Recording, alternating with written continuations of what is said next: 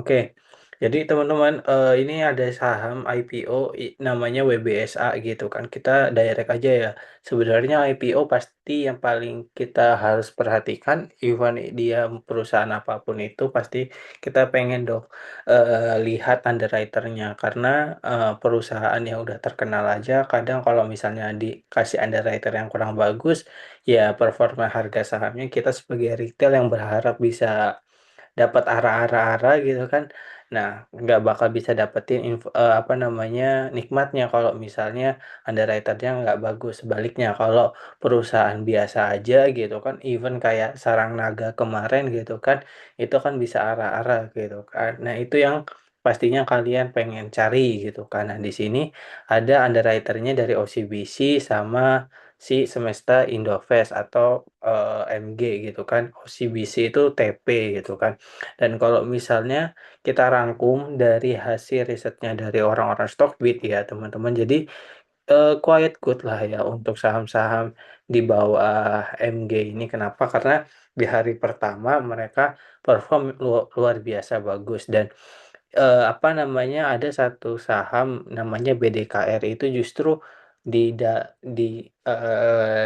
jangka menengah ke panjang itu justru dia sangat bagus gitu loh. Performa harga sahamnya juga menarik gitu karena, diakumulasi ulang gitu kan.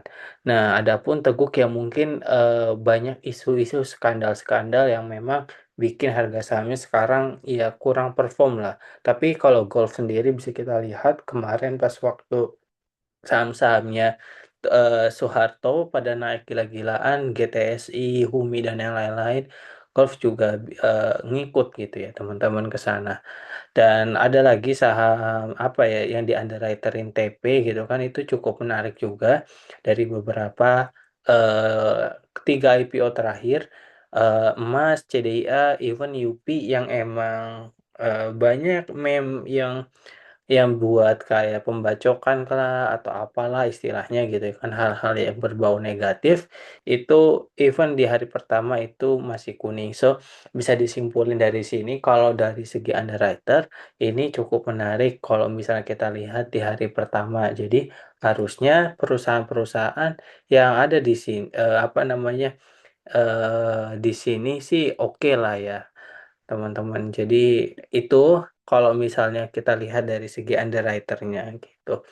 Nah, kalau dari segi owner gimana gitu kan. Jadi ini, apa ya, jadi memang gini teman-teman, saya sendiri kan juga waktu itu pernah invest lah di grupnya Sinarmas gitu kan, dan sebenarnya grupnya Sinarmas ini itu, eee, oh tambahan baru ada Indo Capital. Oh IU ya, IU. Makasih infonya Elsa.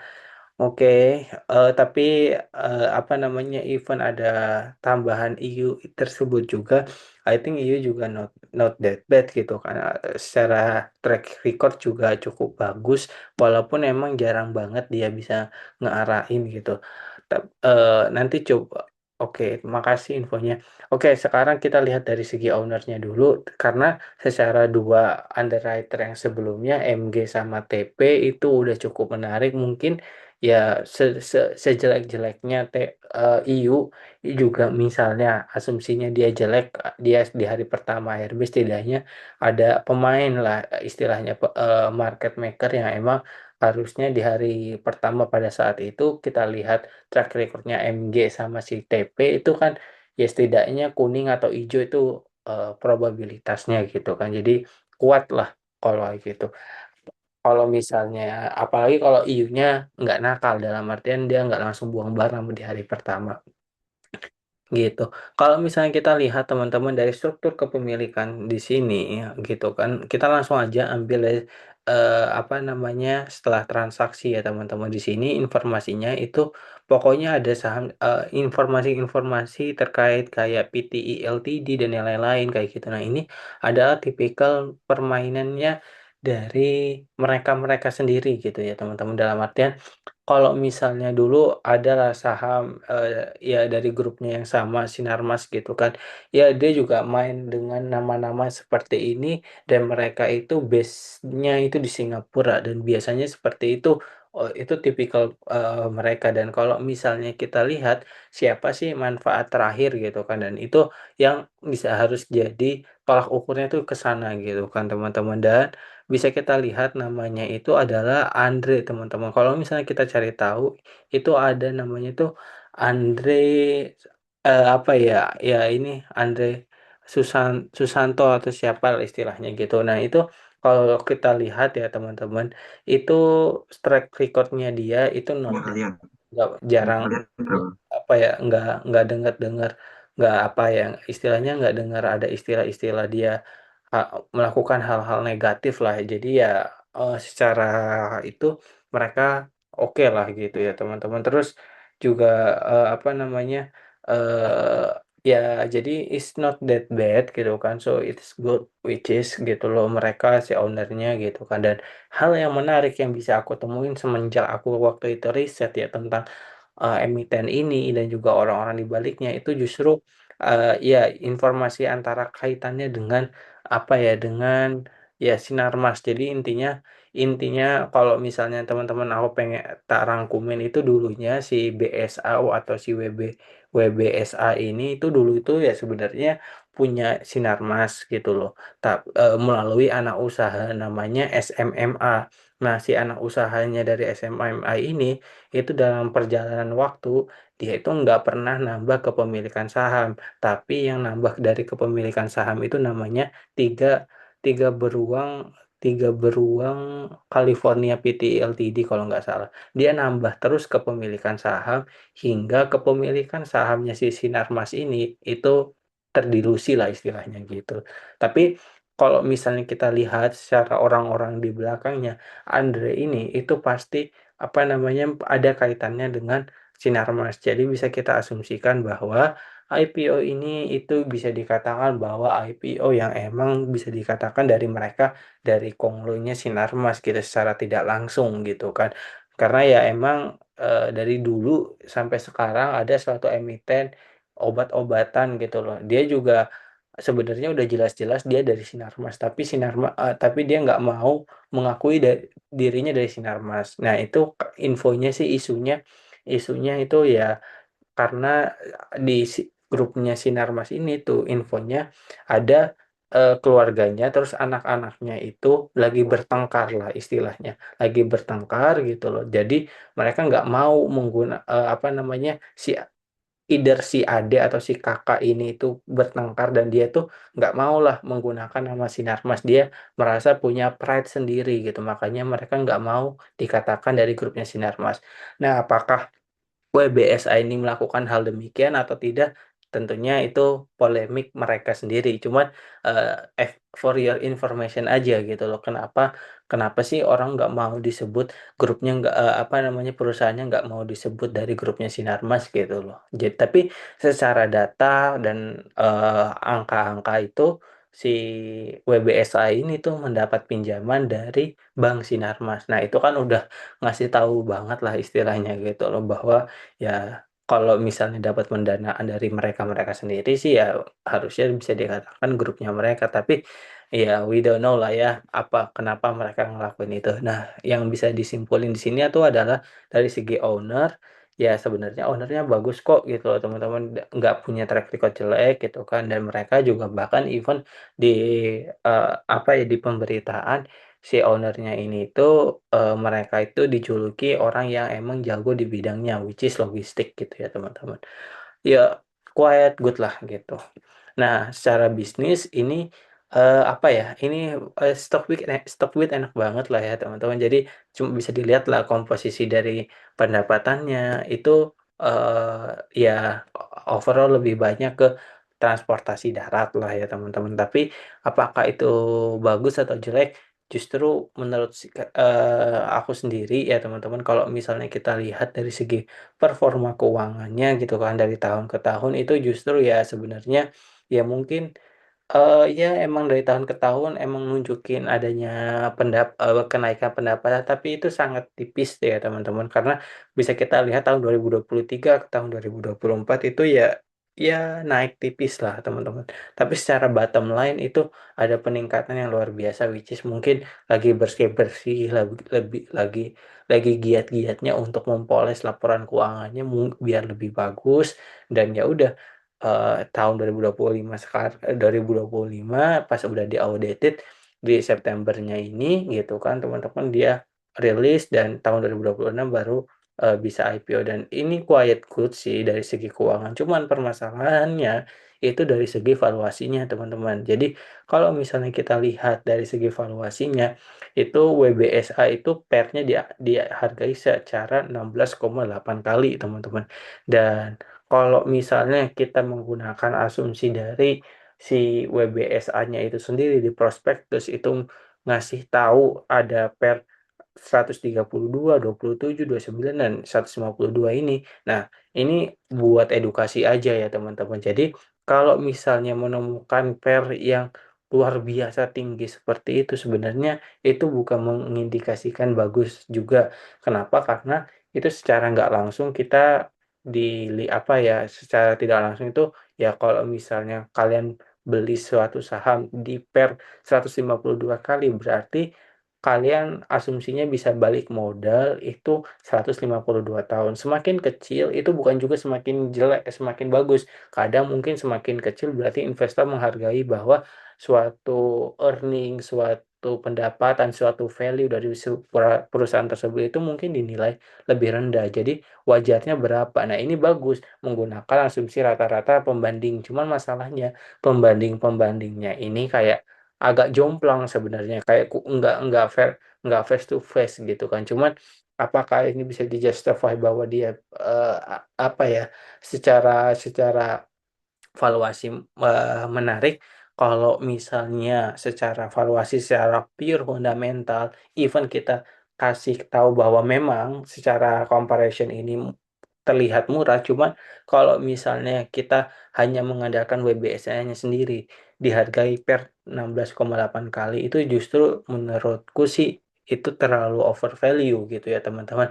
Apalagi untuk perusahaan yang emang secara laba nggak begitu agresif banget gitu kan. Cuman ya wajar lah ya, biasa-biasa gitu kan IPO, eh, jual paling semahal-mahalnya, terus ya kita jadi exitnya istilahnya gitu, istilah kasarnya. Cuman apakah ini apa ya, bisa jadi exit strategi dari mereka? Saya pikir tidak ya teman-teman, karena di bursa sendiri itu penerapannya udah cukup apa namanya, udah cukup ketat. Pastinya mereka yang bisa sampai masuk ke tahap saat ini bisa lolos ke nge-IPO-in saham, pasti prosesnya dan apa namanya, eh, apa ya, seleksinya itu lebih ketat dibandingkan tahun-tahun sebelumnya atau even perusahaan-perusahaan sebelumnya untuk bisa IPO. Jadi apakah mereka bisa langsung exit strategi? Tidak bisa dikatakan juga tidak teman-teman, karena mereka justru di tahun sekarang itu IPO itu sangat susah gitu. Kalian juga pastinya nunggu-nunggu kapan sih kita ada pembahasan-pembahasan IPO gitu. Karena ini dia bisa masuk ke IPO itu juga udah luar biasa. Jadi gimana simpulannya gitu kan teman-teman. Nah, secara bisnis sih menurutku sih so-so aja ya teman-teman kalau misalnya ngomongin masalah logistik itu sendiri, karena ya berarti ya kalau misalnya di zaman sekarang gitu kan, kalau misalnya karena aku nggak baca terlalu detail ya cost drivernya apa aja, kalau misalnya ada cost drivernya masalah BBM, masalah apa kayak gitu kan mungkin justru kurang menarik gitu kan. Tapi eh, dari sisi demand gimana juga masih harus teliti ulang gitu kan. Tapi secara finansial itu ya emang cukup bagus gitu kan. Dari segi valuasi ya bisa dikatakan cukup mahal lah kalau misalnya pengen bisa, karena ya emang lagi di fase IHSG yang udah turun 20% lebih gitu kan, which is kita masuk ke bear market sekarang itu sangat susah gitu loh teman-teman. Jadi untuk bisa nyari saham-saham yang bagus itu susah gitu kan. Makanya kalau misalnya ada saham yang dikatakan dalam tanda kutip ya ini POV ku sendiri, POV setiap orang-orang beda-beda gitu kan. Itu di pair 16 kali gitu kan, PBV 3,5 kali itu cukup dikatakan premium lah istilahnya. Jadi secara valuasi nggak begitu oke-oke banget gitu. Tapi secara price action mungkin ini bakal menjadi salah satu IPO yang mungkin bisa menarik lah ya teman-teman untuk bisa dipantau. Kenapa? Ya karena dari segi apa namanya underwriter, owner eh, itu oke gitu kan. Dari segi bisnis so-so lah, so-so aja finansial ya bagus-bagus aja gitu kan. Dari valuasi yang emang kurang mendukung gitu kan. Jadi simpulannya kalau saya sendiri sih kalau memang sebenarnya gini ya teman-teman, kalau memang saya punya duit begitu banyak, saya pengen sih masuk ikut saham ini. Cuma masalahnya ya saham sekarang banyak yang emang lagi di diskon gitu ya teman-teman. Kemarin dar dar dar gitu kan, turun turun turun turun gitu kan. Itu luar biasa banyak banget saham-saham yang emang dari dulu menjadi wishlistku sekarang oh, nyamperin gitu di harga yang emang aku udah incer gitu kan. Jadi apakah ini menarik? Ya mungkin menarik lah kalau misalnya buat short term gitu kan. Tapi kalau untuk long term, saya sih bisa katakan untuk wait and see dan ya pantau terlebih dahulu aja sih gitu. Nah, jadi intinya kalau kalian tanya apakah saya akan beli, jawabannya sih kayaknya enggak ya. Untuk saya sendiri kayaknya enggak karena ya saya bakal masuk ke saham yang emang eh, yang lagi banyak diskon aja sih gitu. Ketimbang saham ini gitu. Karena apakah ini jelek? Ya enggak sepenuhnya jelek juga, hanya valuasinya aja yang cukup premium lah istilahnya gitu. Gitu aja sih teman-teman.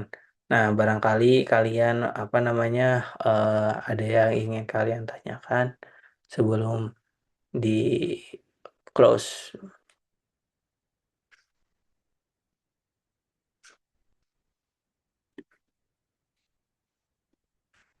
Iyo ya, coba ya aku sekalian sekalian cari tahu tentang track record Iyo.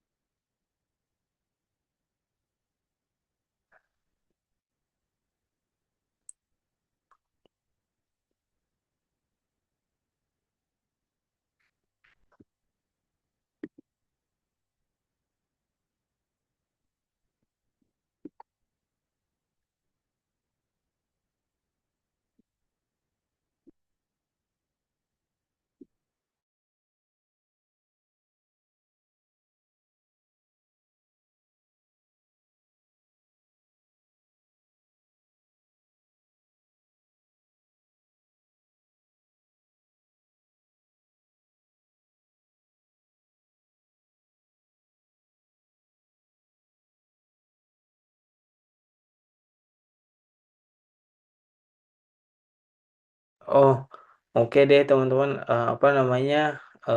Thank you buat tadi yang udah reminder Elsa buat terkait EU-nya. Jadi ya emang di sini ada beberapa saham yang emang di underwriter ini sama EU dan ya sebenarnya nggak begitu jelek-jelek banget. Cuman cuman ya emang dia nggak sefenomenal itu sih gitu.